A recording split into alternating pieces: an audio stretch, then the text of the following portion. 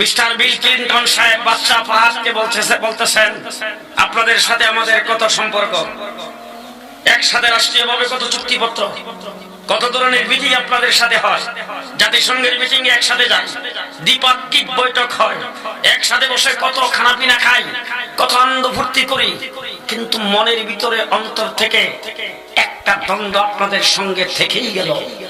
বাদশাহ ফাহাদ বলছেন, এটা আবার কি?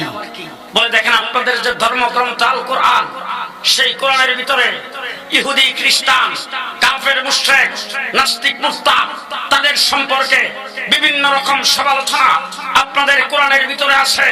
আপনাদের ইসলামকে আপনারা সাবেত করতে যাইয়া তাদের সম্পর্কে যে সমস্ত কথাবার্তাগুলো আছে, এইগুলিকে যদি একটু কাটছাঁট করে বর্তমান সময় উপযোগী করে আমাদের সাথে মিল মিশ যাতে থাকা যায়, সেই অনুযায়ী যদি কোরআনটাকে আপনারা সাজায় নিতেন, তাহলে আপনাদের সাথে আর কোনো দ্বন্দ্ব থাকতো না।